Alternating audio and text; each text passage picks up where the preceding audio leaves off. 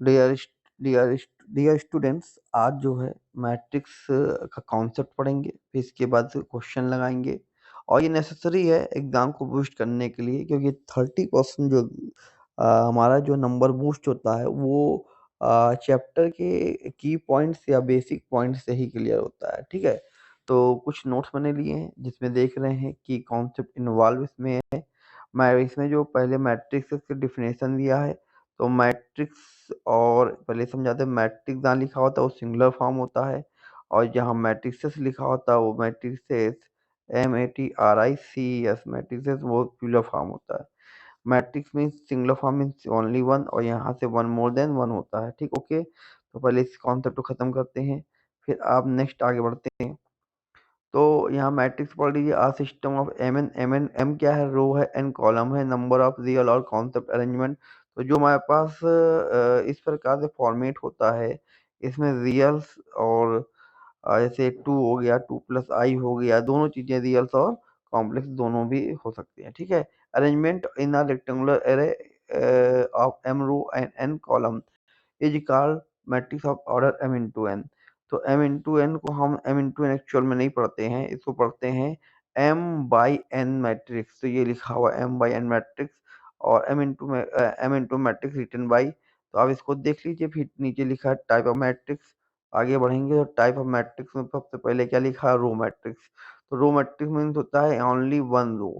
ठीक है, तो मेरे पास रो ओनली वन यहाँ हो जाते हैं, इसको बोलते हैं रो मैट्रिक्स। यहाँ डिफिनेशन पढ़ लीजिए। A single row matrix is called row matrix, और row vector example matrix A11 A12 A1 n तक है। ठीक है, इसको रो मैट्रिक्स कहते हैं। इसमें देखिए रो मैट्रिक्स क्या है, एक सिंगल रो मैट्रिक्स है। ये देखिए, ये रो सिंगल है। तो कॉलम मैट्रिक्स में क्या है? सिंगल कॉलम्स होते हैं। ये देखिए सिंगल कॉलम है, इसको हम दिखा देते हैं सिंगल कॉलम। रो बहुत है। ठीक है, तो only single column matrix is called column matrix या कॉलम वेक्टर। ठीक, ओके। ये टाइप मैट्रिक्स चल रहा है, इसको आप रीड करिए, अच्छी तरीके से पढ़िए। और नेक्स्ट है ऑर्डर ऑफ ए मैट्रिक्स। तो ऑर्डर ऑफ मैट्रिक्स आप अभी पढ़ चुके हैं। ऑर्डर ऑफ मैट्रिक्स क्या होता है? यहाँ देखिए, order matrix having m row and n column m into o. m into n जो लिखा है, consisting of m row and n column denoted by aij। ये इंपॉर्टेंट है, यहाँ देखिए aij। m इंटू एन ये मैट्रिक्स ऑर्डर ऑफ मैट्रिक्स होता है, इसको बोलते हैं m बाई n मैट्रिक्स। ठीक है, ओके। तो नेक्स्ट आगे देखिए, फिर इसके बाद स्क्वायर मैट्रिक्स है। स्क्वायर मैट्रिक्स में क्या होता है? यहाँ लिख देते हैं रो और कॉलम क्या होते हैं? इक्वल होते हैं, मतलब m इक्वल टू n होना चाहिए। तो साथ साथ लिखा रो मैट्रिक्स में। अगर जूम करना चाहे तो हम जूम करके भी आपको दिखा देता कि सिंपल जो है आपको समझ में आए। तो यहाँ देखिए हमारे पास स्क्वायर मैट्रिक्स में क्या लिखा है? स्क्वायर मैट्रिक्स में m इंटू एन लिखा है। नंबर रो मैट्रिक्स, इसको पढ़ लीजिए आप। नल मैट्रिक्स या zero matrix, if all the elements of matrix are equal to to 0, then is called null matrix। it is denoted by o। o से इसको denote करते हैं। नल मैट्रिक्स मतलब 0 0 0 हो सकता है। ठीक है ना, ये नल मैट्रिक्स है। 0 0 0 0 हर एलिमेंट जीरो होना चाहिए, तो नल मैट्रिक्स। ठीक है, इसको o से डिनोट करते हैं। नेक्स्ट आगे बढ़ते हैं। दो मैट्रिक्स के बाद से जो है, फाइनल मैट्रिक्स के बाद जो है नल मैट्रिक्स। नल मैट्रिक्स के बाद क्या आएगा? Diagonal matrix. और डायगोनल मैट्रिक्स हम देखेंगे, ये डायगोनल मैट्रिक्स में क्या होता है? हमारे पास नॉन डायगोनल एलिमेंट्स को छोड़ के बाद क्या हो? Diagonal element K1 K2 K3 लिखा है। अब मतलब कहने के मीन्स है, मेरे पास सबसे पहले स्क्वायर मैट्रिक्स होना चाहिए। ठीक है, सेकेंडरी चीज हमारे पास सिर्फ A B C होना चाहिए, बाकी एलिमेंट्स जीरो होना चाहिए। ठीक है, नॉन डायगोनल एलिमेंट जीरो होना चाहिए। जैसे यहाँ हम देखें तो ए और बी होना चाहिए, बाकी नॉन डायगोनल एलिमेंट जो है। इसमें इंपॉर्टेंट पार्ट ये स्क्वायर मैट्रिक्स होना चाहिए। नेक्स्ट आगे देखिए, ट्राइमेट्रिक में स्केलर मैट्रिक्स। स्केलर मैट्रिक्स में क्या है हमारे पास? आप पढ़ लीजिए, हम बता दे रहे एग्जाम्पल। 3 0 0 0 0 0 0 3। ये जो है डायगोनल मैट्रिक्स इक्वल होना चाहिए। ठीक है ना, तभी हम कह सकते हैं ये स्केलर मैट्रिक्स है। स्केलर मैट्रिक्स के बाद आ जाइए unit matrix. Unit matrix identity matrix, मतलब जहाँ हमारे पास डायगोनल जो वन इक्वल था, तो यहाँ जो यूनिट वेक्टर में 1 1 होना चाहिए। 1 0 0 1 और साथ में स्क्वायर मैट्रिक्स होना चाहिए। ठीक है, स्क्वायर मैट्रिक्स नहीं तो डायगोनल्स नहीं बनेगा। ओके, तो पढ़ लीजिए। अपर अपर की इम्पोर्टेंट नहीं है। इक्वल मैट्रिक्स हमारे पास सिलेबस में है। इक्वल मैट्रिक्स अगर हम देखें तो इक्वल मैट्रिक्स मेरे पास क्या है, इक्वल मैट्रिक्स हम पढ़ते हैं। ठीक है, इक्वल मैट्रिक्स में हमारे पास क्या हो, इक्वल मैट्रिक्स में two matrix A and B are said to be equal matrix A equal to B. ये तभी हम जब कहेंगे हमारे पास ए और बी के मैट्रिक्स तभी इक्वल होगा जब इसके ऑर्डर इक्वल होने चाहिए। ठीक है, ऑर्डर इक्वल होना चाहिए। सेकेंडरी चीज हर एलिमेंट्स A11 बी A12 और भी इसका जो है हर एलिमेंट भी ए और बी के इक्वल होना चाहिए। तो आगे हम सिर्फ रीड कर लें, कहाँ लिखा है यहाँ अगर देखें ध्यान से तो हम चल रहे इक्वल मैट्रिक्स पढ़ लीजिए। द सेम ऑर्डर और सेम हो चाहिए, have the same order of the one column, the element of the corresponding place of the two matrix are the same. इसका ट्रांसपोज ऑफ मैट्रिक्स मीन्स क्या होता है, यदि हम कोई मैट्रिक्स ले रहे हैं तो जैसे ए बी सी ले लिया मैंने और यहाँ क्या है डी ई एफ है मान लीजिए, तो मुझे ट्रांसपोज मतलब होता है हम रो कॉलम को चेंज कर दें। तो यहाँ ए डी में चला जाए, बी सी में चला जाए, तो इसी प्रकार हम चेंज कर देंगे। मतलब रो कॉलम को इंटरचेंज करने को ट्रांसफॉर्मेटिक करते हैं। इसको ए डैश और ए टी से शो करते हैं। ओके, तो आप पढ़ लीजिए, पढ़ने की आवश्यकता है क्योंकि अब तो एग्जाम में नंबर बूस्ट करने हैं। ठीक है ना, तो हम जो है कौन सा पढ़ रहे थे हम 13 नंबर। अब 14 नंबर पे आ जाए नेगेटिव मैट्रिक्स। मतलब ए मैट्रिक्स अगर गिवन है उसमें माइनस ए का मल्टीपल कर दें तो नेगेटिव मैट्रिक्स हो जाएगा। ठीक है, ओके, तो इसके नेक्स्ट मेरे पास 15 के बाद कौन सा है, 15 के बाद चले जाए तो मेरे पास सिमेट्रिक मैट्रिक्स है। मतलब सिमेट्रिक मतलब 15 नंबर। मतलब अगर हम ट्रांसपोज किसी मैट्रिक कर दे और ए मिल जाए तो हम कह देंगे मेरे पास क्या है ये सिमेट्रिक मैट्रिक्स है। ठीक है, अभी एग्जांपल नहीं आप पढ़ सकते हैं। और स्क्यू सिमेट्रिक मैट्रिक्स में देखिए, स्क्यू सिमेट्रिक मैट्रिक्स में क्या है, अगर हम A dash equal to minus A dash करने पे माइनस ए आ जाए, नेगेटिव आ जाए, तो स्क्यू सिमेट्रिक मैट्रिक्स है।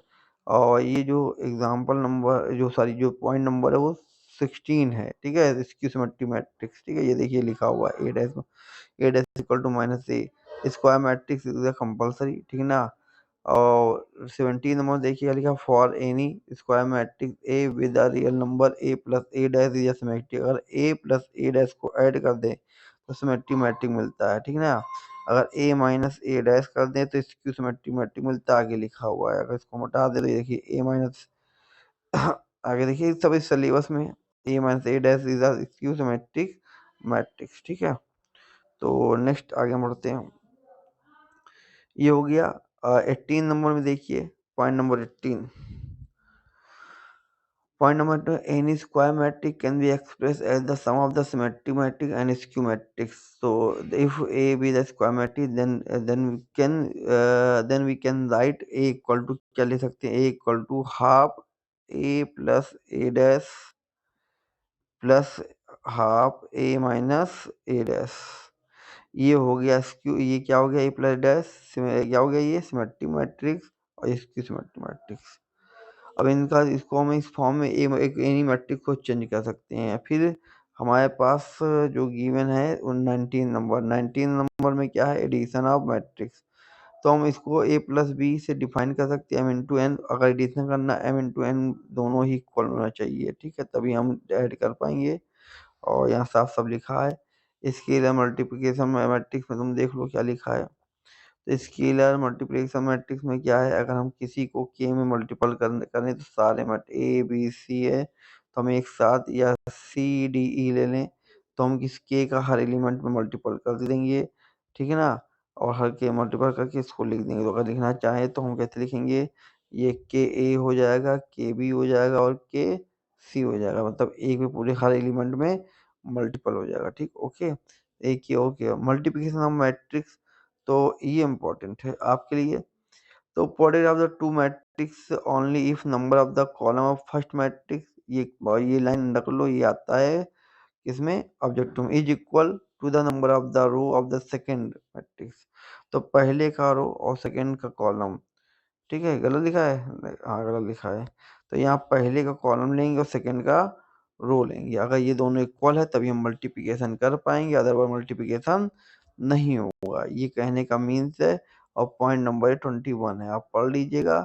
यही लिखा है, फर्स्ट का कॉलम और सेकंड का रो इक्वल होना चाहिए, ठीक ना। तो अगर देखो लिखा है let A be M A, यहाँ से let A be M into N और N B B B B N into P. तो देखिए यहाँ रो इसका कॉलम इक्वल है, फर्स्ट का कॉलम और सेकंड का रो देखो। Then the product of the matrix A B are denoted by A B matrix. ये देखिए जो भी सब बाकी पढ़ लीजिए, ठीक है ना। एलिमेंट रो ऑपरेशन ये सिलेबस में जो है अपने नहीं है, एलिमेंट रो में ऑपरेशन और इनवर्स ऑफ ये भी नहीं है, ठीक है ना। तो जो सिलेबस में नहीं तो कैंसिल करते यार, इसको पढ़ना वढ़ना नहीं है, ठीक है ना। ये सिलेबस में नहीं है, ठीक है। अच्छा ये इनवर्स वाला थोड़ा प्रॉपर्टी पढ़ लो, क्योंकि इनवर्टिबल वाला है। अगर ए बी की पावर -1 है तो इसको पलट के हम बी इनवर्स ए इनवर्स लिख सकते हैं, ठीक है। कुछ अच्छे जो कॉन्सेप्ट है बहुत नियर अबाउट, बहुत जो है आपको ध्यानपूर्वक पढ़ने हैं, ठीक है ना। इसको याद भी रखने ऑब्जेक्टिव में आ सकता है। देखिए कनेक्टिंग कॉन्सेप्ट क्या की मैंने, तो हमें दिया है ट्रांसफॉर्म मैट्रिक्स की मैंने ए प्लस बी का पूरा होल डैश है, तो हम इसको ए डैश प्लस बी डैश में डिस्ट्रीब्यूट कर सकते हैं। के ए डैश लिखा तो के को बाहर कर के डैश लिख सकते हैं, ठीक है ना। ये थर्ड पॉइंट देखिए, ए थर्ड पॉइंट में क्या की मैंने, ए बी के का होल डैश लिखने पे बी डैश और ए डैश, ये डायरेक्टली आपको याद करनी है, ठीक है ना। ए डैश अगर हम ए डैश का फिर ए डैश का फिर ए डैश कर दें तो ऑलवेज क्या मिले फाइंड होगा, ए फाइंड होगा। तो ये जो है 4 नंबर है। Property of matrix addition, addition का प्रॉपर्टी की मैंने, यहाँ देखिए। तो यहाँ क्या की मैंने, मैट्रिक्स एडिशन एक कॉम्प्लिकेटिव, ये लिखा है कॉम्प्लिकेटिव ए प्लस बी और बी प्लस सी, क्वेश्चन नहीं तो बड़ी इंपॉर्टेंट याद कर लीजिए। मैट्रिक एडिशन एसोसिएटिव तो मतलब ए प्लस बी प्लस सी और फिर ए प्लस बी प्लस सी। तो पहले ए प्लस बी को सॉल्व कर लिया फर्स्ट में, फिर प्लस सी को सॉल्व करें तो करेंगे, ठीक है। Multiplication of scalar of multiplication bye scalar की मैंने, तो यहाँ इंपॉर्टेंट है, यहाँ ध्यान से पढ़ लेते हैं, ठीक है ना। तो तो कहाँ चला गया, ये देखिए K1 प्लस K2 यहाँ लिखा है। K1 K2 ए, तो K1 ए K2 ए में राइट डाउन कर सकते हैं।